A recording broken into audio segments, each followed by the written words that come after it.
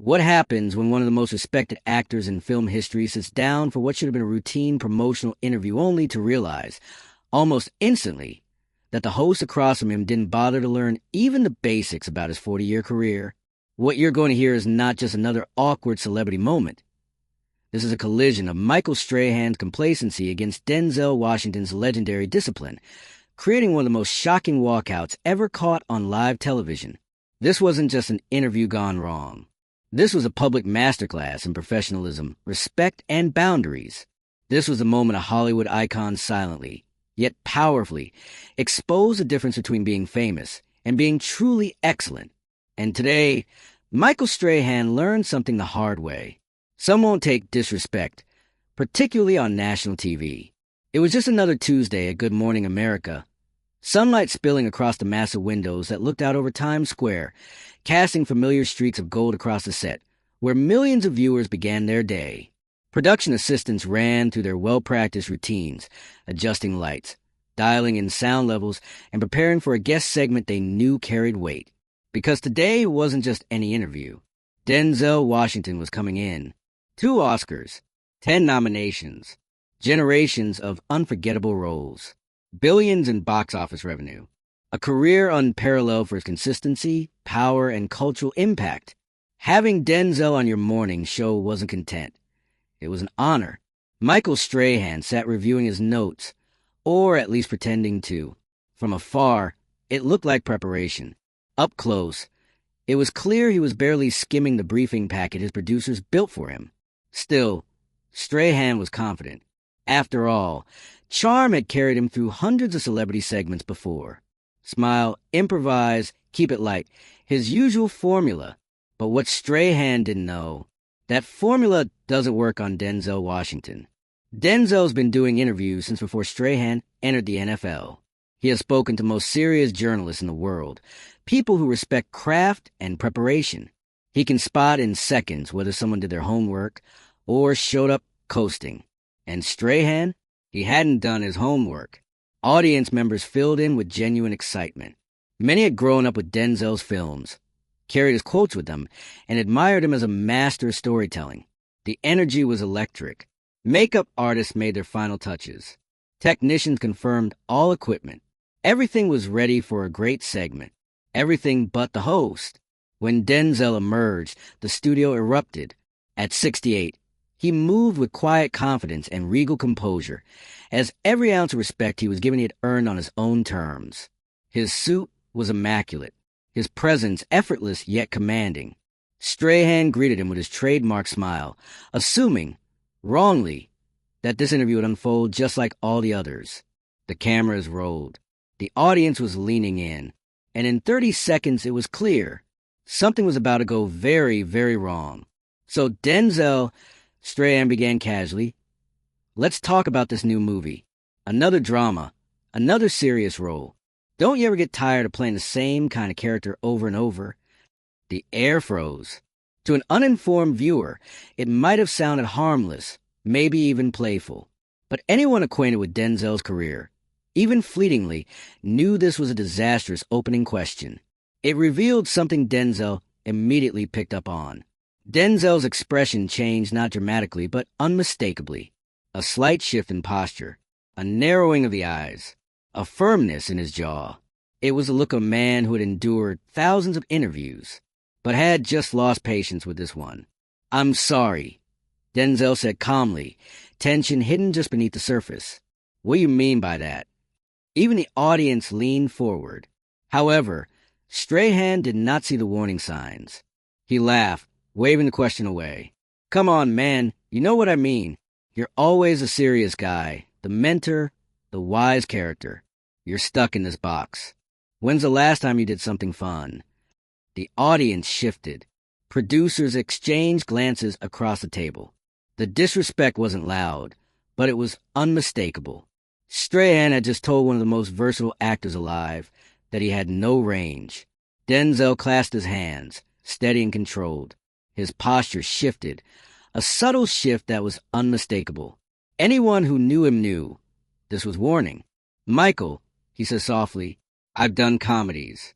I've done action. I've done Shakespeare. If you looked at my work, you'd see the range. It was a gentle correction, a gracious save, a lifeline. But Strahan ignored it. Yeah, but come on, he pressed on. Most people know you for the same stuff.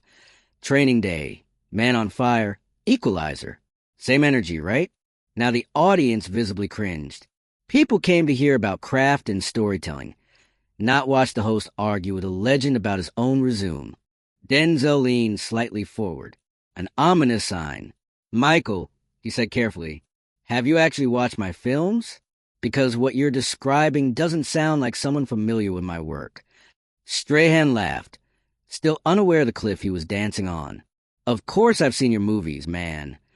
And that was the breaking point. I'm just saying from an audience perspective, maintained Strahan, still smiling as if that would soften the blow. When people think of Denzel Washington, they think of the serious, intense guy. Maybe it's time to switch things up. The studio felt the temperature drop. Denzel slowly repeated the words almost in a whisper. Shake things up. And anyone who knew Denzel knew that the quieter he became, the more dangerous the moment had become. And what exactly would you suggest I do, he asked, to shake things up? Strahan shrugged, completely missing the warning signs. I don't know, maybe try some comedy. A rom-com. Show people you can be funny. Loosen up a little. That tone, the patronizing tone, was unmistakable. What began as an awkward conversation had now evolved into something much deeper, much uglier. The audience realized they were watching something historic, and not in a good way. Denzel's jaw clenched, almost imperceptibly. But the cameras picked up on everything. Michael, he said quietly, I've been acting since before you ever stepped onto a football field. I've won 2 Academy Awards. I've been nominated 10 times. I performed on Broadway. I've directed films that critics and audiences embraced. So tell me, what exactly are you suggesting? For a split second, Strahan seemed to realize he'd crossed a line, but instead of backing down, his ego made him double down. Hey, I'm not attacking you, he protested. I'm just having conversation. Aren't interviews about the tough questions? The phrase tough questions echoed through the studio like a challenge being thrown at the wrong man. Denzel studied him for a long, dangerous moment. Tough questions, he repeated softly. Michael, a tough question would be about my process, about storytelling, about the state of cinema. What you're doing isn't a tough question. It's making assumptions based on a surface-level understanding of my work. Strahan's smile flickered. For just a heartbeat. The mask slipped. He'd try to recover, falling back on charm as if charm could save him now. Look, you are taking this too seriously. We're having a casual conversation. Casual, Denzel said one word, but laced with a weight that pressed on the entire room. So this is how you prepare for actors? You wing it and hope it works out? That hit Strahan a little harder than he had thought it would. It wasn't a clapback. It was a challenge to professionalism. He tried to laugh it off. It didn't land. Come on, Denzel. That's not what I meant. Then what did you mean, Michael? Denzel's voice was soft but sharp enough to cut glass. Because from where I'm sitting, it seems like you didn't bother researching the person you're interviewing today. Silence. Complete, utter silence. The warmth of a morning show vanished. The audience sat frozen. Even the producers couldn't intervene. It was a train wreck broadcast live. Unstoppable. I did my research, Strahan said weakly. I know your career. Do you? Denzel asked softly, devastatingly.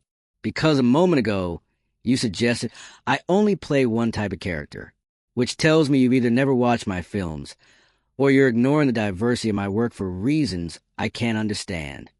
Now, the audience wasn't just watching. They were learning. This wasn't entertainment anymore. It was a masterclass. Strahan made an effort to grab the wheel before the interview completely crashed. Okay, let's reset. Let's talk about your new movie. No, Michael. One word, but it shook the room. We're not starting over. We're finishing this. You want to discuss my career, so let's actually do it. But let's use facts, not assumptions. The tension was palpable. It could be felt in the air, in the lighting, and in the very withholding of the audience's collective breath. Strahan shifted, almost squirming, as his polished persona fell apart, cracked open by his own unpreparedness. Yet, his pride would not let him retreat. "All right," he said, clenching his jaw. "But look at the numbers. Your biggest hits are all in the same lane. Action, revenge, vigilante stuff. That's facts, right?" Denzel's eyes narrowed slightly. Not in anger. Worse yet, disappointment. "Box office numbers," Denzel repeated. "So now we reduce artistic merit to commercial performance?" "I'm not reducing anything." A defensive Strahan snapped. "I'm just saying numbers don't lie." "Michael," Denzel said, leaning forward, "do you know what my highest grossing film is?" Strahan hesitated. Probably one of the Equalizer movies. American Gangster." Denzel immediately corrected him. "A drama." He didn't stop. He did not blink. "And you know what's considered by many critics to be my greatest performance?" Another pause. Longer. More painful. "Training Day." Strahan guessed. Many would say Fences. Denzel responded calmly and pointedly. "Which I also directed." Or Malcolm X. Or The Hurricane. All dramas. All different. All requiring different preparation. Different character work. Different emotional depth. The audience was now holding its breath. They weren't observing a conversation. They were watching a reckoning.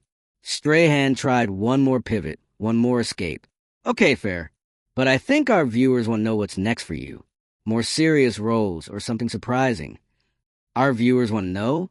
Denzel repeated, and the tone alone made the studio lean forward. "Michael, how exactly do you know what our viewers want? Did you poll them? Conduct focus groups? Or is this another one of your uninformed assumptions?" "Ah, come on, you know what I mean," Strahan said gruffly. "No." The word was final, unshakable. "I don't." That's the problem. You keep assuming. You keep generalizing. You keep trying to put me in boxes that do not exist. Boxes created because you didn't take the time to understand the reality of my work. Strahan's smile evaporated. So did his confidence. He looked every inch a man who knew he had dug himself into a hole from which there was little chance of emerging. And instead of humility, he chose defensiveness. The moment the interview began, something felt off. Strahan was trying to keep things light, casual, maybe even a little too casual. But then it happened. Denzel's voice took on a new tone. Not loud, not explosive, just enough to cause a tremor throughout the whole studio. Enough for everyone to realize. This conversation was about to take a turn. "Complicated," Denzel repeated, his voice calm but unmistakably sharper. "Michael, asking an actor about his craft, his choices, his process, that's not complicated. That's interviewing 101. The air constricted. Crew members looked at one another, and the audience could sense it too. Something big was happening. "I am asking about your craft," insisted Strahan. But Denzel shook his head. "No, what you're doing is asking me to justify decades of work based on your limited understanding of it. You want explanations for things you haven't taken time to learn about." That landed like a blow. Behind the scenes, producers scrambled, but the next commercial break was minutes away. The train had left the station, and there was nothing anyone could do to stop it. Strahan breathed in deeply, trying to reset. "Okay, then let me ask this. What advice would you give to young actors picking roles today?" That's when Denzel delivered the line that sucked the oxygen right out of the room. "I'd tell them to work with people who respect their intelligence and their craft." A direct hit. It was impossible to say whether Strahan missed a jab or pretended not to. In any case, he pushed forward. Right. And of course commercial appeal matters too, right? I mean, this is a business." Silence. Long, thick, almost unbearable silence. Then Denzel leaned in slightly. "Michael, do you think I don't understand that this is a business?" "That's not what I meant," said Strahan quickly. "You implied it." Denzel shot back. His voice was growing firmer. "Just like you've implied this entire interview that I've somehow navigated my career by accident, that I need you to explain Hollywood to me." Strahan's composure cracked. He could feel it slipping. And everyone watching could see it too. "That's not what I intended," he said, grasping at anything that might stop the free fall. Then what did you intend? Denzel asked, his tone steady as steel. Because for 15 minutes, I've listened to you talk at me about my own career, as if I haven't lived it for 40 years. Every camera in the room captured the face of Strahan as it tightened with panic. Meanwhile, Denzel showed something altogether different, a man wholly out of patience. I think we're having a misunderstanding. Strahan tried weakly. There's no misunderstanding, Denzel said. You came into this with assumptions. You didn't ask real questions. You didn't show curiosity. You tried to make me validate the things that you already believed in. Desperately, Strahan looked at the cameras, hoping anyone would intervene. Nobody did. Look, he tried again. I'm just trying to have an engaging conversation. Engaging for who? Denzel asked. Because from where I'm sitting, this looks like you're more interested in hearing yourself talk than learning about the guests you invited. The studio was frozen. Even the hum of the AC felt louder. Finally, Strahan tried to pivot. Maybe we should talk about your new movie. Maybe we should, Denzel said, giving Strahan the first glimmer of hope he'd had in minutes. But then the trap snapped shut. Why don't you tell me what it's about, since you've done your research? The color drained from Strahan's face. His mouth opened, but no words came. It's a drama, he ventured bashfully. Denzel just stared. Not angry, not shocked, just disappointed, the kind of disappointment that's worse than anger. The silence stretched, thick and suffocating. Strahan shuffled through his papers, searching for something, anything. But it was too late. Everyone could see the truth. He hadn't done his homework. It covers some heavy themes. I think, said Strahan, voice cracking under the weight of his own unpreparedness. Again, Denzel said nothing, just watched him drown. Finally, Denzel spoke quiet, controlled, and devastating. Michael, how long have you known you would be interviewing me today? What do you mean? Strahan stammered. It's a simple question. How long have you known I'd be your guest? These things are scheduled weeks ahead. Strahan said quietly. Weeks, Denzel echoed, letting the words settle heavy in the space between them. So you've had weeks to prepare, weeks to learn about my work. And this is what you brought. Nobody was breathing. Strahan tried one last escape route. Sometimes the best interviews are natural, unscripted, conversational. Natural? Denzel echoed. There's nothing natural about asking someone about their career without understanding it. Nothing conversational about wasting someone's time with assumptions. I do know your career, insisted Strahan. Do you? Denzel leaned forward slightly. Then tell me about my new film. What's it about? Who do I play? Who directed it? Say anything at all that shows you spent even 5 minutes preparing. Strahan was speechless. It was agonizing. Painfully, visibly clear he had nothing. This is ridiculous, he snapped finally, frustration overriding embarrassment. I don't have to prove anything to you. I'm the host here. And that line, that lone, defensive declaration, hit the studio like a thunderclap. If there had been even the faintest hope of rescuing this collapsing interview, Strahan shattered it with one reckless sentence. And for the first time during this entire broadcast, Denzel actually looked surprised, not angry, not irritated, just stunned by the boldness of what he'd just heard. You're the host? Denzel repeated slowly, turning the words over as if testing them for flaws. And what exactly do you think that means? It means I ask the questions and you answer, Strahan said, a spark of confidence slipping back into his voice now that he had doubled down. That's the job. A quiet shift passed through Denzel's expression, something subtle but unmistakable. A decision, a line being drawn. Then he shook his head, not in anger, but with the kind of disappointment that cuts deeper than any confrontation. No, Michael, he said, his voice steady and grave. Being the host means you carry a responsibility. To your guests. To your audience. It means you come prepared. It means you show respect for the people who take time out of their lives to sit in that chair. This platform you have, it's not a right. It's a privilege. Strahan's face flushed, frustration boiling just below the surface. I am showing respect. Are you? Denzel shot back, the edge of his voice sharpening, rising. Because from where I'm sitting, it looks like you think you can wing this. Like my time doesn't matter. Like my work doesn't matter enough for you to spend even 1 hour. Just 1 hour, learning about it before I arrive today. A murmur swept the studio. Viewers could feel the tension mount like a storm about to break. That's not fair, said Strahan.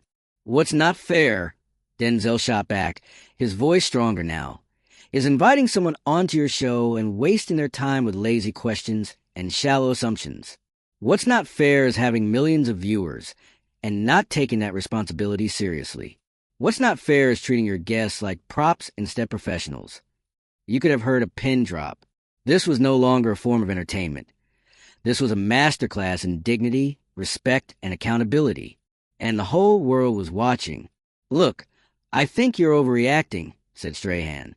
And in that instant, the floor fell out from under every man in that room. Another deadly mistake. Denzel went still, absolutely still. His voice was icy calm when he spoke next, the dangerous calm of a man who has reached his threshold. I'm overreacting? Strahan dug himself deeper. Yeah, I mean, this is just a morning show interview. It's not that serious. Not that serious. Denzel repeated the phrase with the weight of a lifetime behind it. Michael, do you know how many people watch this show? Of course I do, said Strahan, but his voice had lost all its confidence. Do you know how many young actors are watching right now? Denzel continued. How many students? How many aspiring filmmakers? People who dream of doing what I do? They're watching this. Watching how you treat someone who spent 40 years in this craft. The camera captured Strahan's expression as the meaning sank in. This wasn't about ego anymore. It wasn't about having a bad interview or asking a few clumsy questions. This was about the message that was being broadcast to an entire generation. I didn't think about it like that, Strahan said, his voice softer now. No, Denzel said. You didn't think at all, and that's the problem. Then Denzel did something that would be replayed across social media, dissected in journalism classes, and forever remembered as a watershed moment in live television. He stood, slowly, deliberately, with the same precision that he brought to each performance, each movement, each choice. The gesture was small, but the impact was seismic. Michael, he said, his voice echoing across the silent studio. I've been doing interviews longer than you've been on television. I've sat with journalists who challenge me, who push me, who ask meaningful questions. That's what great interviews do. They illuminate, they educate, they create dialogue. Strahan stood halfway, panic creeping into his voice. Denzel, wait, we can fix this. Let's just... What this is, Denzel interrupted, is disrespectful to me, to your audience, and to the art I've spent my entire life dedicated to. I won't be part of it. He unclipped his microphone, calmly, methodically, and laid it on the table, a mere gesture, yet it was freighted with finality. I came here today to talk about storytelling, about the themes that matter to me, about the work I love. But I will not sit here and be lectured about my own career by someone who couldn't spare 10 minutes to prepare. Strahan finally rose fully to his feet, desperation flickering across his face. Denzel, please, we can start over. Start over? Denzel said, his voice low. Start over from what? The assumptions? The ignorance? Or the part where you told me I was overreacting for expecting basic respect? He straightened his jacket, another small, dignified gesture that somehow amplified the gravity of the moment. I've been in this business long enough to know when someone respects my craft, and when they don't. Today, you've made that perfectly clear. By the time Strahan took a step forward, it was already too late. With a steady, unhurried pace, Denzel turned toward the exit, every step declaring that his dignity was not negotiable. Denzel, don't do this, called out Strahan, his voice cracking with desperation. But Denzel never looked back, never paused, never acknowledged the plea. He just walked off set, tall, all composed, and out through the studio doors. The camera remained on Strahan as it caught the hollow shock in his features standing beside that empty chair. It was finally beginning to hit him, and hard. The studio remained frozen. No applause, no murmurs, just stunned silence. Everyone in the room, and those watching from home, knew they had just seen history made. A great actor had just walked out a live interview because of one simple thing. The host hadn't shown him basic professional respect.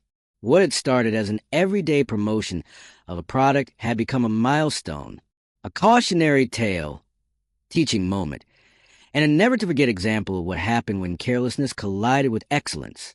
And one question echoed everywhere in the days that followed. Was Denzel right to walk out? The answer was crystal clear to those who knew what had really happened. Denzel Washington did exactly what he should have done. He preserved his craft. He defended his legacy. And he refused to accept disrespect on the biggest stage imaginable. As for Michael Strahan, a lesson he learned that charm and charisma could never compensate for.